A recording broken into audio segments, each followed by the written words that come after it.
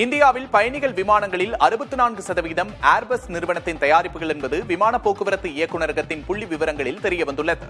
2023 ஆண்டு மார்ச் மாத கணக்கின்படி இந்தியாவில் மொத்தமாக 656 பயணிகள் விமானங்கள் இயக்கப்படுகின்றன. அதில் 2 விமானங்கள் ஏர்பஸ் நிறுவனத்துடையது. 21% விமானங்கள் போயிங் நிறுவனத்தின் தயாரிப்புகள். மீதமுள்ள 15% விமானங்கள் மற்ற நிறுவனங்கள் தயாரித்தவை. இந்த விமானங்களில் 1,10,000 இருக்கைகள் உள்ளன என்பது விமான போக்குவரத்து இயக்குநரகத்தின் புள்ளி விவரங்களில் தெரியவந்துள்ளது.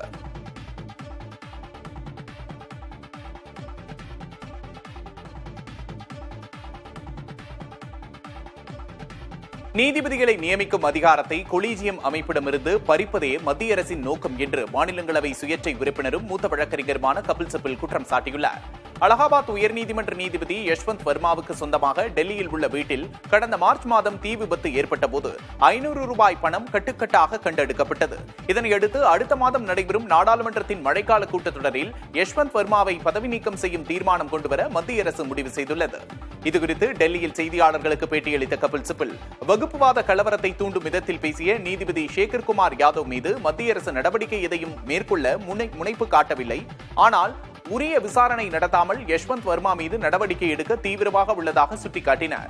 நீதிபதிகளை நியமிக்கும் அதிகாரத்தை கொலீஜியம் அமைப்பிடமிருந்து பறித்து தேசிய நீதித்துறை நியமன கமிஷனிடம் வழங்குவதே மத்திய அரசின் திட்டம் என்றும் கபில் சிபல் கூறினார்.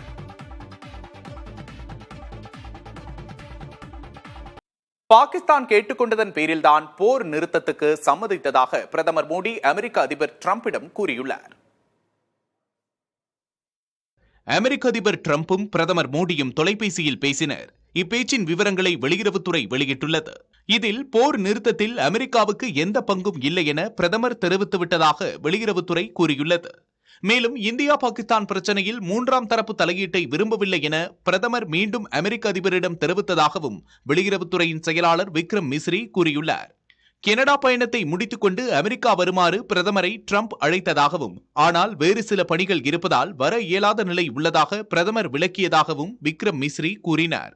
அதே நேரம் இந்தியாவில் நடைபெறவுள்ள குவாட் மாநாட்டுக்கு அமெரிக்க அதிபரை பிரதமர் அழைத்ததாகவும் வெளியுறவுத்துறையின் செயலாளர் கூறியுள்ளார். சுமார் 35 நிமிடங்கள் இப்பேச்சுவார்த்தை நடைபெற்றதாக தெரிகிறது. கடந்த மாதம் ஆபரேஷன் சிந்தூர் தாக்குதலுக்கு பதிலடியாக பாகிஸ்தான் தாக்குதல் நடத்தியிருந்தது.